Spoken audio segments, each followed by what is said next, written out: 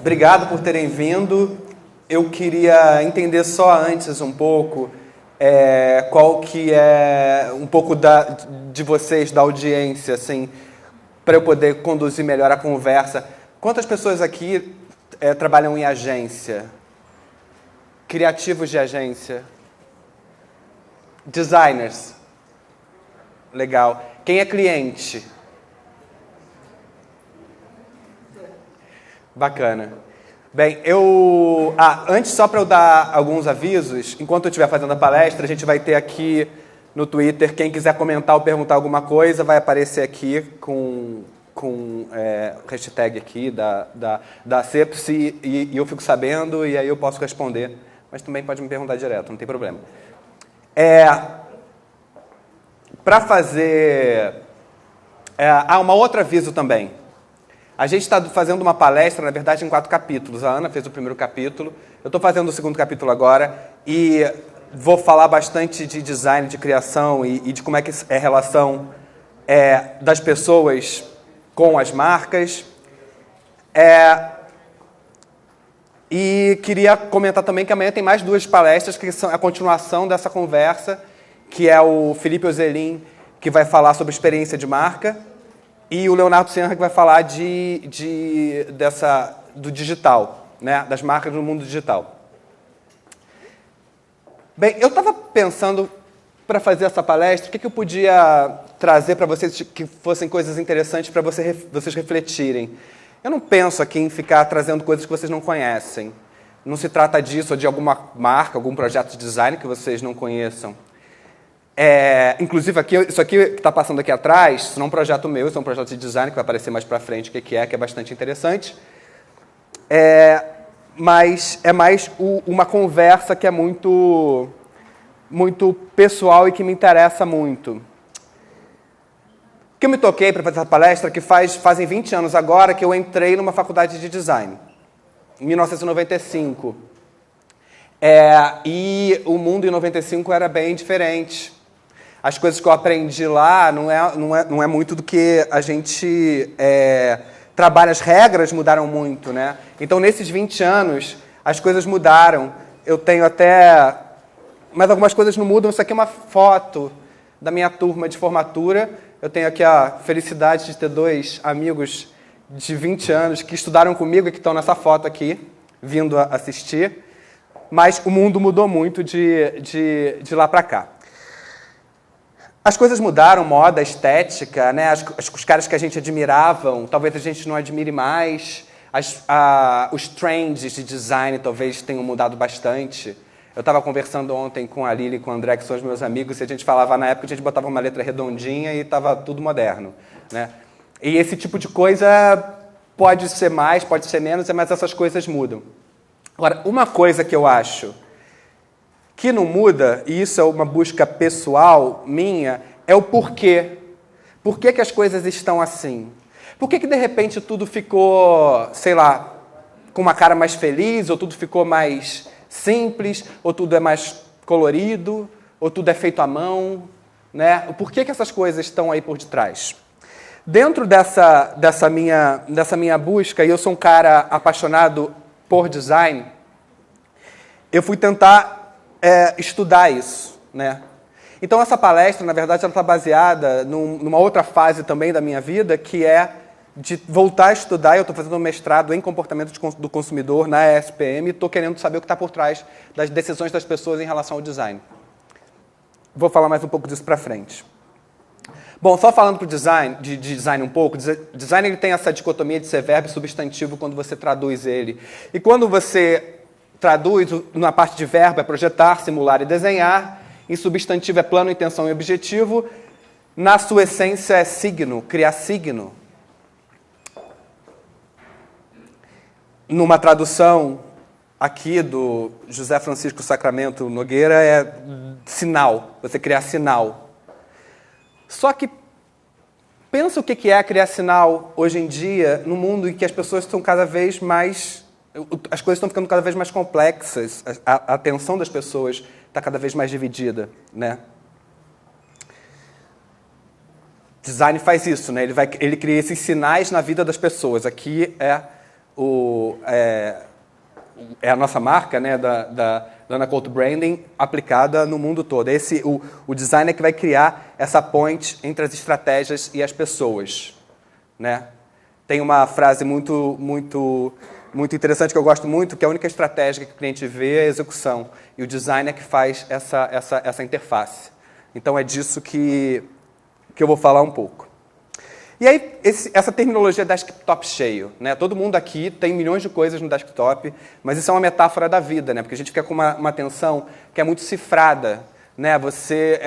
Eu sou professor também de universidade na ESPM, e tem até uma amiga minha, Cláudia Weber, aqui, professora também companheira de mestrado, que é muito difícil você dar aula hoje em dia para gente que você fala uma coisa na palestra ou na aula e ela pode conferir no Google na hora e não necessariamente não está mais querendo prestar atenção, vai para o telefone, né?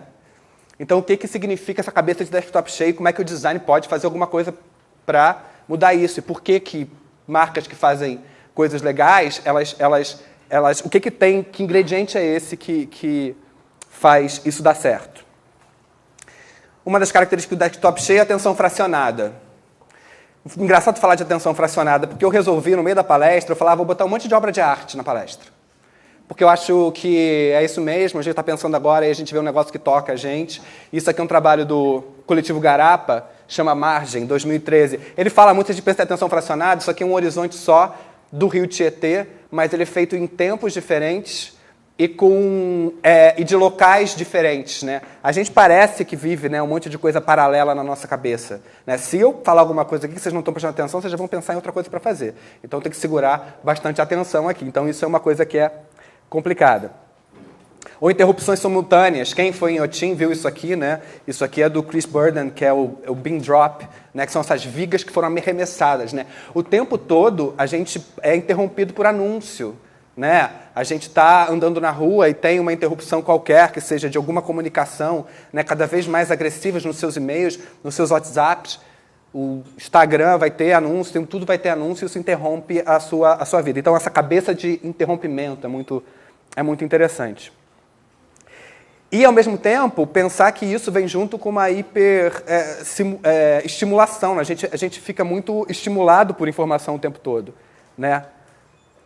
Isso aqui é uma frase, né, que fala disso, que a gente checa mais de 100 vezes por dia o nosso telefone, né? Isso é da Ray Human do South by Southwest, eu estava na palestra deles.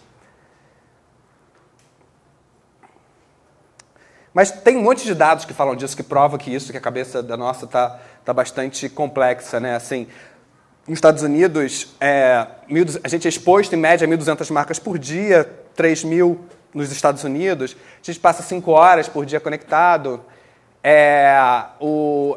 Dizem que o acessar o telefone, às vezes, pode chegar a 150 vezes por dia. Então, isso cria um outro tipo de cabeça e de atenção. Aí, pensando por que é a função do design, que é criar essa empatia, e empatia é um pouco isso, você se colocar no lugar do outro, aquilo ter um certo sentido e as pessoas se relacionarem com isso, né? Então, como é que você faz para criar empatia? Então, uma briga pela falta de atenção e você criar empatia. Basicamente, são duelos que a gente vai ver aqui, né? Por definição, é isso, né? Empatia. Resposta reflexa ao comportamento do outro, uma habilidade aprendida e desenvolvida que envolve o estabelecimento de vínculos cognitivo-afetivos entre duas ou mais pessoas. E aí eu resolvi fazer a palestra pegando 4 experimentos científicos e criar 4 duelos em cima disso. Vai fazer sentido daqui a pouco. Justamente por causa dessa dualidade que eu achei interessante também, que é o que se estuda em academia, cientificamente, e o que a gente aplica no mercado. E isso é uma viagem que eu estou fazendo agora e eu estou achando muito interessante olhar esses 2 lados. Vamos lá, o primeiro, esses pesquisadores dinamarqueses, o Thomas Ramsøy e o Martin Skov, eles foram fazer um experimento que era o seguinte: eles queriam saber o quanto que, por mais que a gente tivesse a cabeça cheia de coisas, o quanto que a gente é capaz de lembrar de uma marca no mínimo de estímulo possível. Eles colocaram... isso aqui é uma foto do esquema do experimento. Eles botaram os monitores e simularam com pessoas. Botaram um monte de informação e aparecia o nome de uma marca. No caso, ali está áudio escrito, mas aparecia em 1/3 de segundo. É uma coisa muito rápida. E ele queria saber o quanto que a gente se tornava consciente das marcas que a gente conhecia. E se provou que as marcas que as pessoas conheciam e que você tinha algum tipo de experiência mais favorável, você lembrava mais no seu subconsciente. Você não chegava a ser uma reação muito consciente, era muito rápido isso. Então, aquelas que você tem uma experiência mais positiva, você lembrava mais. O que é surreal. E aí, o primeiro duelo, que eu já venho acompanhando, isso está acontecendo no design já há muito tempo, é a história do complexo versus simples, contra uma realidade que é mais interrompida, tem mais informação na cabeça, as coisas mudam mais rápido, vem a simplicidade. Olha, se vocês olham para as coisas por aí, simplicidade é o que a gente vê no design de uma maneira geral. Assim, isso aqui talvez seja o primeiro turning point de simplicidade de grande impacto. A Coca-Cola, lá em 2008, ela passou de ser uma embalagem que era assim, cheia de coisas, e virou uma coisa simples. Para eles, para esse projeto, a pureza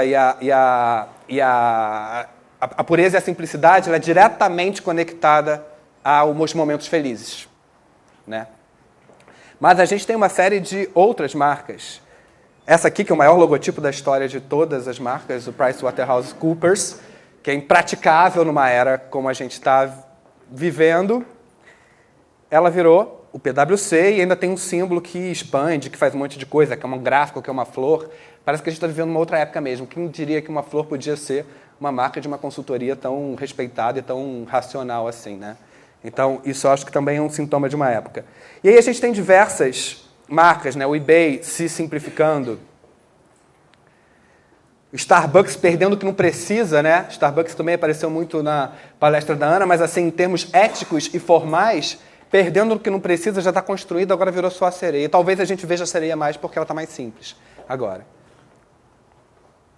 Pepsi, seguindo a Coca-Cola, também no movimento de simplificação.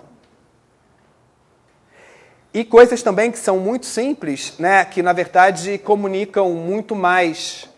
Uma marca que tem uma mensagem que é super bonita, isso aqui era a marca como era anteriormente, né, do 9/11, ela vira uma coisa que é muito forte. Quando você junta uma data com uma coisa absolutamente icônica, que são os dois, né, os prédios e o pause. É uma síntese, uma simplificação que é meio que hoje cabe na nossa cabeça. E essa marca, que acabou de ser lançada também, dentro dessa coisa, dessa diretriz da simplificação, que é a marca da Hillary, né, com a seta. Aliás, seta, ela é um grande marco das marcas, assim, porque talvez seja a coisa que seja mais usada. Isso aqui é um case do escritório. Na verdade, a gente foi trabalhar nessa marca aqui, né, no Buscapé, e uma coisa que a gente falou para eles, olha, a seta está muito tomada, não dá. Se você for mexer nisso, vamos para outro lugar. E ela está bem inserida dentro disso, né? Isso aqui era a marca, o universo, como era. Ele não tinha nada que fosse que estivesse completamente errado, mas ele poderia ser muito melhorado se ele fosse simplificado. Por exemplo, fazendo com que o Buscapé virasse de fato um pezinho, né? E você simplifica, esse aqui é o resultado do nosso trabalho, e ele ganha legibilidade, ele ganha ele fica muito mais potente como forma. E aí o pezinho, né? Esse acento também, então tem um monte de questões aqui por detrás. Eu reparo, assim, eu estou falando de simplicidade, eu não estou criticando simplicidade. Simplicidade é uma coisa que é muito bacana e que isso deve ser aplicado, né, de fato, nos projetos, inclusive nos nossos. Aí teve uma outra coisa que eu estava pesquisando também, né, tem uns escritórios que são super bacanas, que fazem marcas. Esse aqui, por exemplo, é da Moving Brands, que é uma marca que chama Housing, dentro dessa estética da simplicidade. É uma marca que mais cresce na Índia hoje em dia. O que é muito interessante nessa marca, ela tem um telhadinho, né? Que ele pode ser aplicado, ele é muito funcional, ele funciona em diversas mídias, muda de cor, né? aqui aplicado numa camiseta. E o que eu achei interessante, que eu estava pesquisando também, apareceu essa marca, que é uma marca da R2, que é um outro escritório super bacana de design e que usa um símbolo muito parecido. Quem trabalha com marca, que eu já trabalhou, já viu que isso é a maior causa de mortalidade de marcas ou de ideias de marcas, é ela parecer com alguma coisa que já existe. E aqui está um exemplo. Quanto mais você fica simples, mais fica complexo, às vezes, de você criar propriedades, né? Eu não estou falando que uma marca é ruim ou que não funcione, ou que esteja errado, ou que uma imitou a outra. Vocês, quando vêm por aí, assim, um escritório manda lança uma marca e aí eles falam, parece com não sei o que, aparece com a pintura de não sei o que lá. Então, assim, no fundo, a gente está caminhando para as estruturas cada vez mais simples e que elas, às vezes, convergem. Ou existe um global zeitgeist aí também, que as pessoas estão pensando todas as mesmas coisas. Deve ser. Então, isso é muito interessante, né? Quando você olha as duas marcas, elas têm essa similaridade. Simples é bom, mas tem que tomar cuidado.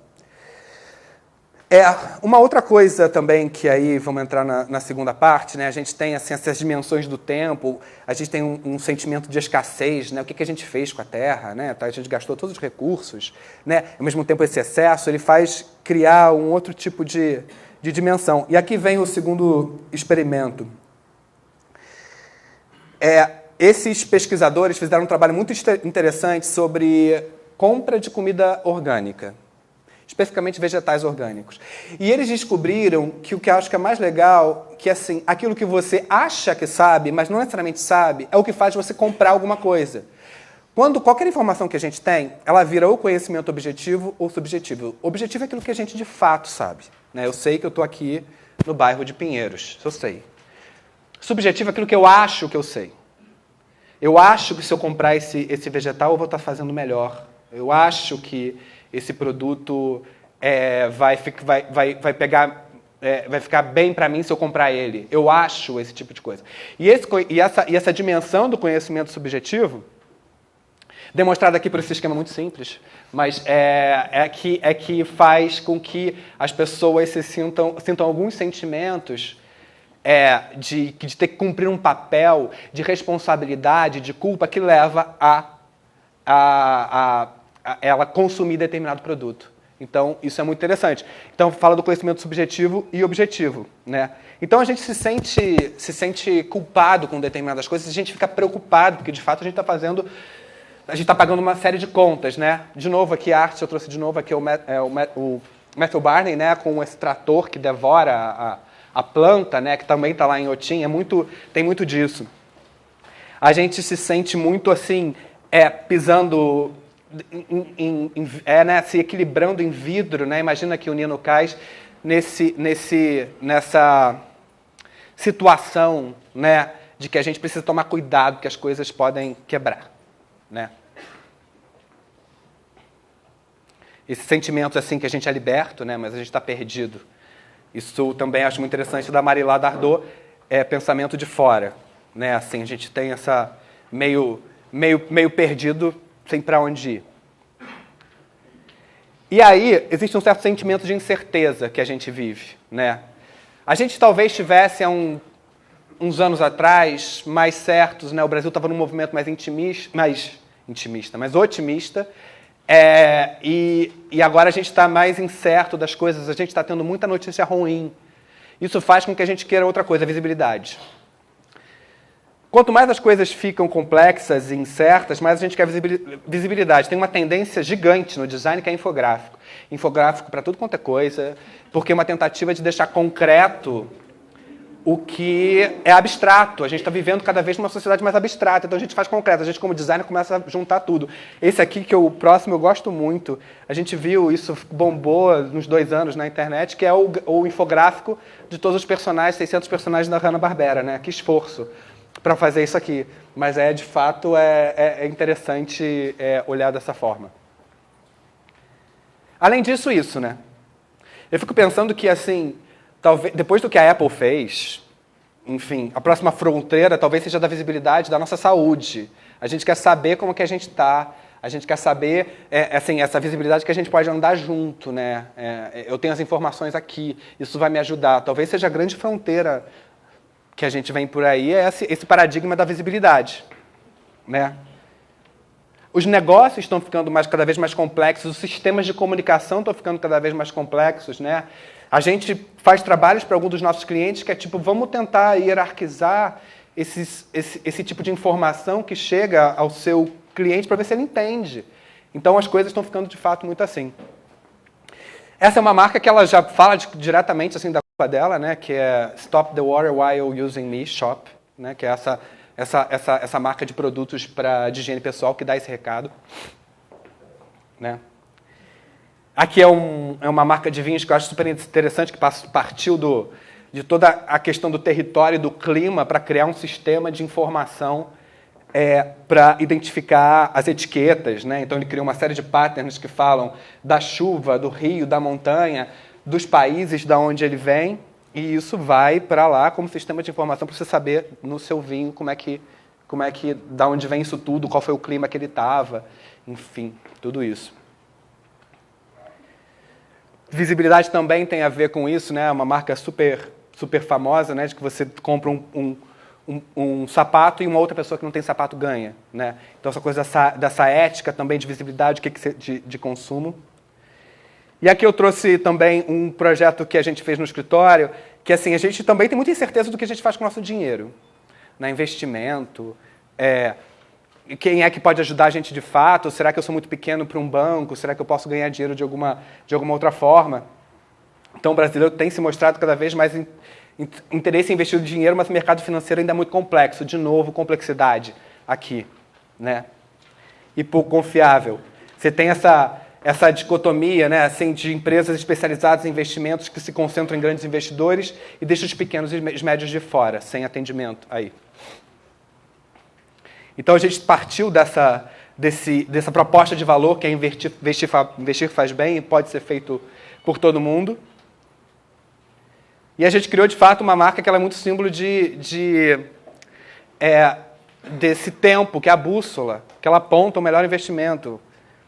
E a marca se chama Monetar. De fato, é um verbo que vai significar que é o ganhar dinheiro, né? Monetarizar.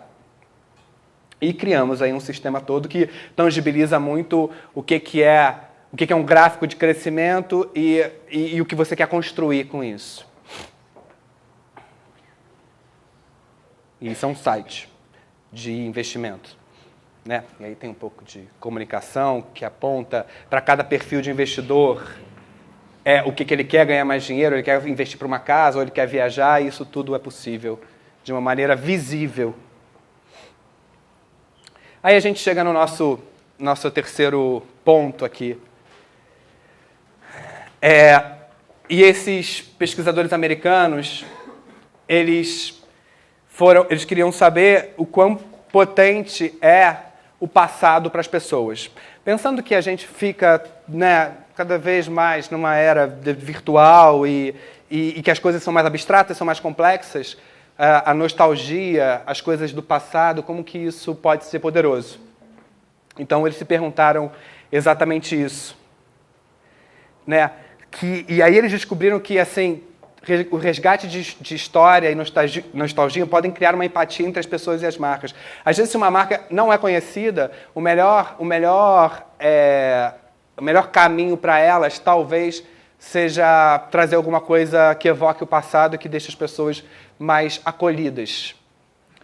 E isso é muito interessante. Ele fala de uma diferença dessa ressaca do digital que a gente vive e as experiências que são reais. E isso é uma outra tendência que a gente vê muito grande de criação. Esse tema também, ressaca do digital, vai estar amanhã na palestra do Foz também, que vai falar muito de experiência de marca, então quem quiser se aprofundar mais nesse tema, mas é muito interessante. E esse é o duelo 3, do real e a ressaca do digital. Aqui, de novo, o Nino Kais, que é um cara, assim, eu gosto bastante do trabalho dele, porque é bastante provocativo no sentido de acúmulo de coisas, parece que são um acúmulo das suas memórias, as suas memórias, né, você veste ela tapa você, então eu acho bastante provocador e inspirador ao mesmo tempo. Isso aqui é um outro trabalho também famoso de Inhotim. Se a gente pensar nessa era de virtual, de palavras digitais, e o trabalho da Marilá Dardot com essa coisa desses vasos, 1.500 vasos de barro em formatos de letra, que as pessoas podem desenhar letras, desenhar palavras, construídos junto com a ajuda de mulheres de Brumadinho, que é onde fica Inhotim, né? Isso aqui, tipo, é a inversão do digital completamente, né? Assim, são as palavras escritas em vasos de planta, né? Então é muito interessante a gente pensar nisso. E aí tem diversos trabalhos que são muito legais que resgatam. Isso, por exemplo, foi um projeto muito famoso aí da Rex Design, que são embalagens promocionais da Livraria Cultura que remetem a máquinas e coisas antigas, né? Rádio, máquina de escrever, toca-disco, videocassete, isso é tudo embalagem de presente. Ou isso vai ter muito, né? Se eu botar isso aqui no Google, assim, embalagem vintage, aí tem milhões disso que a gente vê, principalmente se as embalagens forem antigas de verdade, né? Essas marcas que são antiguinhas ou que são feitas à mão, que pressupõem quase um comércio de bairro, parece que o mundo quer ficar menor de novo um pouco. Esse projeto é muito lindo. Quando eu estava montando a palestra, aliás, essa palestra eu cheguei aos temas e também é um trabalho, como a palestra da Ana foi um trabalho muito de grupo, eu tenho uma equipe sensacional de designers e mandei para eles e pedi que eles me trouxessem, me respondessem com coisas de design a essas provocações. E eles me trouxeram. Esse, na verdade, quem me trouxe foi até a própria Ana Couto. Que esse projeto é muito lindo, Sardinha de Lisboa, é uma coisa que já existe, não sei se vocês já conhecem, desde 2003. E tem até um texto muito interessante que está em português de Portugal, que de há 11 anos para cá, que a Sardinha se fez narradora de uma história. A cada verão regressa às ruas de Lisboa e a quem passa conta histórias de memória, individual ou coletiva. A Sardinha tanto fala das rotinas da vida, como descreve em imagens os episódios mais relevantes da história do mundo. Eu acho muito lindo, porque você pega um elemento que é muito da cultura, as sardinhas portuguesas, e ele conduz uma narrativa toda e ele volta, né? As sardinhas nadam, os portugueses têm uma relação muito forte com a navegação, com os mares. Ela vai e volta para Lisboa e ela vai ganhando desenhos, né? E ela é uma plataforma de criação que é muito delicada, né? Fazer coisas lindas ou coisas que são, né, muito inovadoras é muito legal, mas assim, às vezes fazer uma coisa que é delicada é muito mais difícil. Aqui tem exemplos. E aí tem uma série de sardinhas aqui. Para quem gosta de sardinha colorida, tem diversas. Que foram reencarnações da mesma sardinha, né? E um valor histórico e cultural que eu acho super interessante.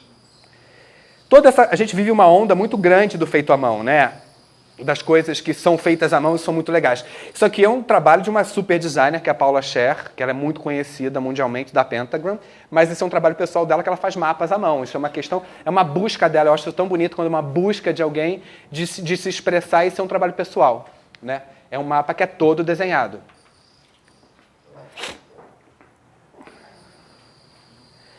Esse cara, o Tipocari, é um cara muito legal, ele foi meu aluno, então eu tenho bastante orgulho. Eu estava procurando coisas para fazer a palestra e ele tinha isso aqui com uma coisa que estava escrita embaixo: nada que vem sem esforço e sacrifício fica muito bom. Isso aqui é uma tipografia, um Y, todo trabalhado em tipografia. O trabalho dele tem muito disso, né? Mas é algo que requer muito tempo e muito esforço. Ele se aproxima... o design se aproximando bastante de arte, né? Aqui as fronteiras estão bem móveis. E isso é uma coisa que a gente está vendo direto, né? Que a gente estava, né, cheio de food truck aqui fora, todos eles brincam com essa estética, né? Isso aqui é um deles. Essa estética, né, que foi feita à mão, né, que tem alguém ali por detrás, tem uma certa história. Isso aqui a gente está vendo e está se repetindo e está crescendo e está muito recorrente. Né, carimbos, coisas que são gestuais, que elas aspiram coisas que já existiram, métodos de impressão que já existiram, né, a própria impressão em si, né. A gente tem a Feira Plana aqui em São Paulo, que é um grito, né, talvez respondendo essa ressaca do digital. Livros que são feitos com métodos de impressão, que experimentam coisas, né, mas que são reais.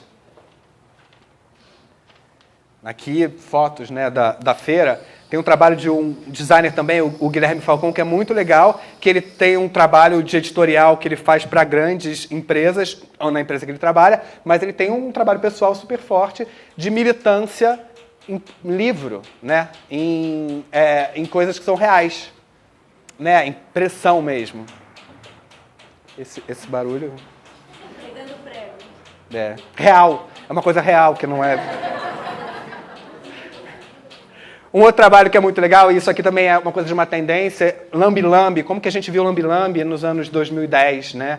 Esse é o trabalho do Igor Marota, também trabalhou no escritório, foi um estagiário anos atrás, e ele é muito, muito bacana, e tem esse trabalho, Mais Amor, por Favor, e vocês já devem ter visto por aí, por São Paulo, nessas mensagens.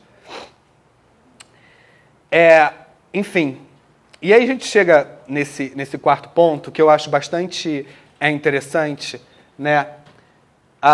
Que quem trabalha com criação, o design especificamente, ele lida com esse lado que é conhecimento, mas, por outro lado, também com o inesperado, o acaso e o risco.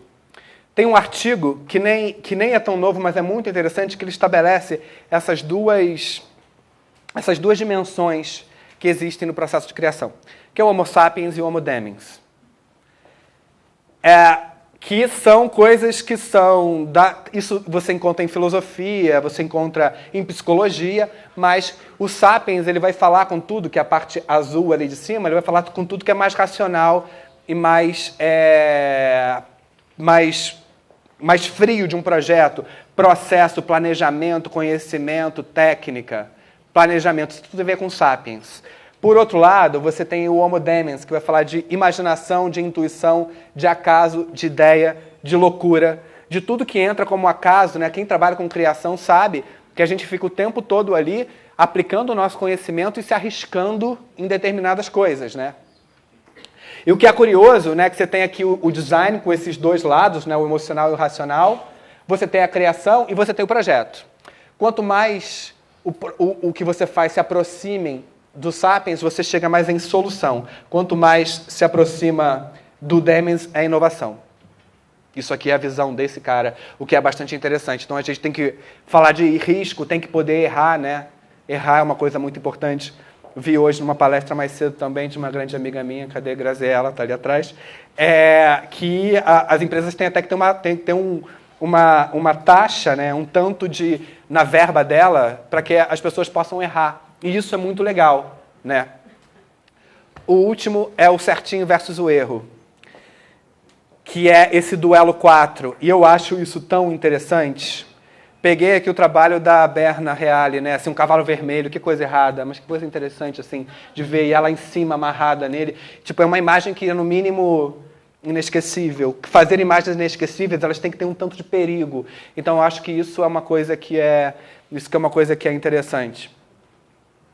Peguei aqui o David Bowie primeiro, essa exposição muito bacana que teve no MIS, exatamente. E quem esteve lá viu que ele tem um sistema aleatório para compor música. O David Bowie fazer isso é moderno pra caramba, né? Assim, ele falou assim, pô, eu fiz esse sistema de criação de palavras porque eu não chegaria a esse resultado se eu não lidasse com algum outro tipo de consciência que seja ela randômica ou matemática, porque ele não conseguiria fazer isso. Ele teria que desaprender. Então, o David Bowie deveria estar em qualquer palestra, assim, na verdade. E aí, quando você pensa David Bowie, e aí você pensa essa marca da Olimpíada de Londres de 2012, não estou mostrando novidade para vocês, e, gente, isso aqui é meio punk, é meio uma marca de Olimpíada que fale roqueira e pop, assim, é muito legal. E ela quebra com todas as outras, se você pensar. Já ouvi dizer que é punk, ou é pangeia, é o que seja, mas essa marca foi feita muito tempo antes de 2012. E quando ela chegou em 2012... estava todo mundo usando rosa e usando diagonal. Então, é muito interessante você ter feito isso antes, né? Uma outra coisa muito interessante ainda em Olimpíada também, e essa palestra foi sendo construída até o último momento, isso eu estava conversando com o André e com a Lilian ontem, eles me mostraram, é muito legal. Isso aqui deu um problema, né? Quem viu a Olimpíada de inverno, isso aqui foi errado. Isso aqui era para ter aberto e ter feito o sol igualzinho. E não foi, errou. O que foi legal na história, embora tenha ficado bonito para a imagem, é que depois, na cerimônia de encerramento, Os humanos que estavam reproduzindo o exemplo, eles mantiveram o erro, né? E talvez tenha ficado mais memorável, porque talvez as coisas erradas, elas virem histórias de uma maneira mais interessante. Então, eu acho que essa coisa do vamos entender o erro e vamos absorver ele, às vezes pode ser uma coisa muito bacana. Pensando em coisas que são erradas, eu não teria como não botar o Sagmaster e a Jessica Walsh aqui nessa palestra, mas, né, que isso aqui é uma composição tipográfica correta. Ela só não é correta porque ela é aplicada no rosto de alguém. Aí ela quebra a história, né? Aí ela vira uma coisa abusada, né? Um trabalho aí da Zone. Né? Então, isso é o correto, é o moderninho, o pop, mas levado a uma outra consequência, porque está escrito na cara das pessoas. Isso é risco. Ele próprio, né? O Sagmaster não podia estar fora da palestra, né? Isso aqui, para quem não conhece, isso aqui é de verdade. Essa tipografia está rasgada nele. Ele se cortou para fazer a tipografia. Quer dizer, o que leva uma pessoa a ser tão implicado com a sua criação a ponto de fazer isso? Né? Que tipo de designer é esse? Né? Isso aqui é um outro trabalho dele para o Lou Reed também. Ele aqui também, com o Sagmaster também, com algo que é muito interessante, para quem não conhece esse projeto, mas a palavra está escrita de um ângulo, se você vai para outro ângulo, é isso aqui. Então é muito legal pela questão de ótica, né? Como é que você pode, o que é real, como é que você pode construir uma instalação, uma tipografia, alguma coisa, depende de como você olha. Aqui dando crédito daquelas imagens coloridas que apareceram no começo, as coisas que são estranhas eu acho muito interessante. Isso foi um designer do escritório também que me deu como referência e eu quis usar. Esse é o trabalho que é o Abstract Browsing. Isso aqui são 3 sites, é o Facebook, o BuzzFeed e o site da Wired, e eles foram transformados em cor por um sistema. Então, é engraçado eu voltar a pensar aqui que quando a gente começou a fazer design, era muito sobre controle, sobre sistemas controlados, e hoje é uma equação matemática que pode ter um resultado super forte. Né? Depende de como é que é a sua abordagem, a sua interferência de projeto no mundo.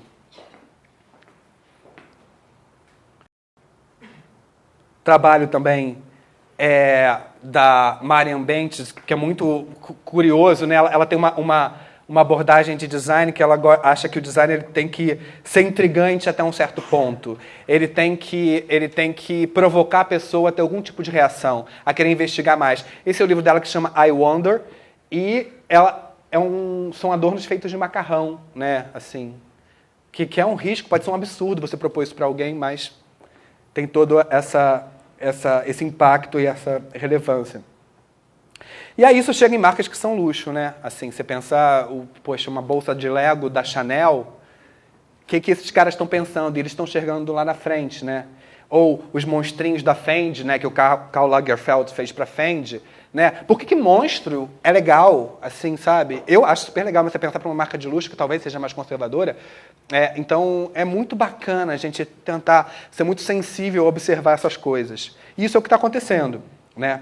Esse aqui é um trabalho nosso que a gente fez também, que é a Rosa Chá. E aqui tem uma coisa que é uma ironia desse símbolo, que às vezes ele é xícara, às vezes ele é rosa, porque a gente fez uma brincadeira com o próprio nome, né? Já que é uma marca que, para quem não sabe da história, ela era uma marca muito conhecida de biquíni e ela virou uma marca de moda jovem. Então, o que a gente podia fazer ali? A gente criou uma essência para essa marca que é muito bacana, que é quase como se ela carregasse o que ela tinha de melhor enquanto ela era biquíni, que é um certo frescor, para o mundo. E ela virou, a essência dela é colorida até em preto e branco. Então você pode estar numa segunda-feira em São Paulo, todo cinza, você está vestindo Rosa Chá, você está com o melhor da praia e do frescor com você.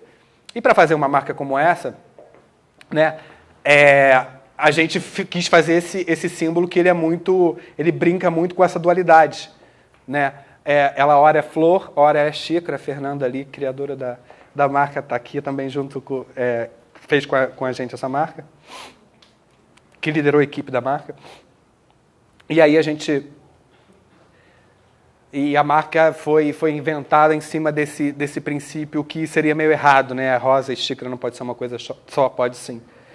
E aqui alguns projetos. E um trabalho também disso, daquela coisa que não tem controle, é um trabalho muito a 4 mãos, junto com a equipe da própria Rosa Chá. Então a gente deu o sistema e eles saíram criando coisas. E ficou com essa marca super forte. Aí, várias execuções que eles criaram em cima do nosso sistema.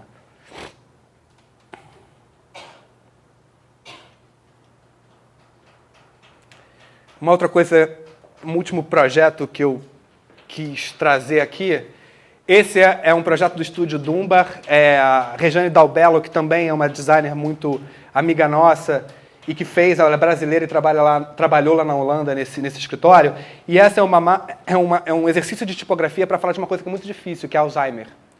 Então, quando você pensa uma tipografia que ela tem manchas pretas e que ela vai sumindo, é uma coisa que é muito sensível, muito estranha, e tipograficamente poderia ser muito errada, né? Então tem esse tipo de uso de expressão é muito forte, né?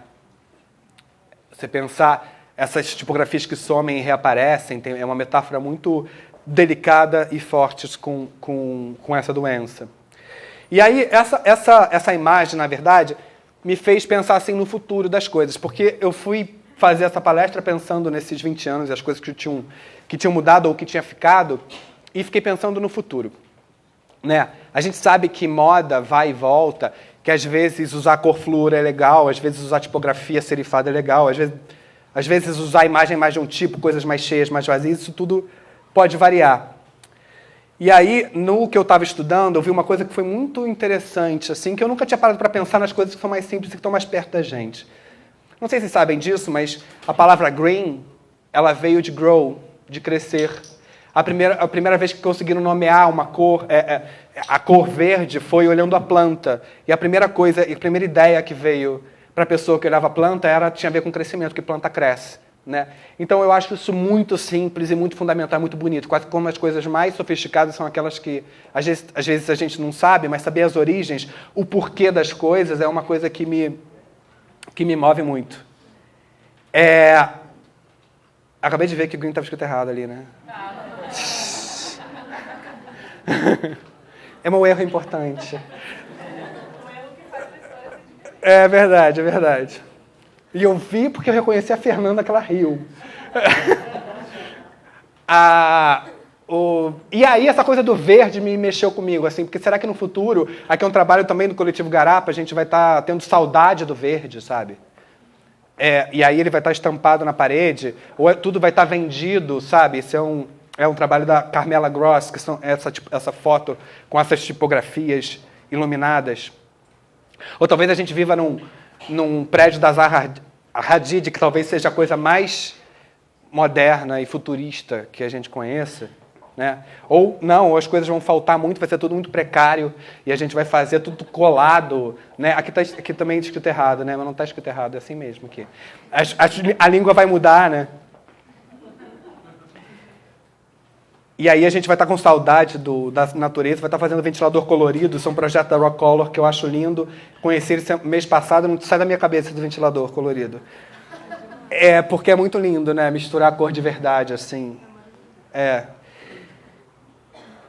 E essa coisa também que brinca com a vida, né? Assim, esses GIFs, essa palestra é cheia de GIF, assim, pirei no GIF, porque eu acho muito legal. Acho que parece estar parado, mas não está, né? Assim, então, esse tipo de coisa. E aí eu fiquei pensando assim que, na verdade, o mais legal disso é que, tipo, determinadas coisas elas vão ficar para sempre. Não importa como a gente vai estar fazendo coisas no futuro e tal, mas simplicidade vai ser sempre legal, porque as pessoas...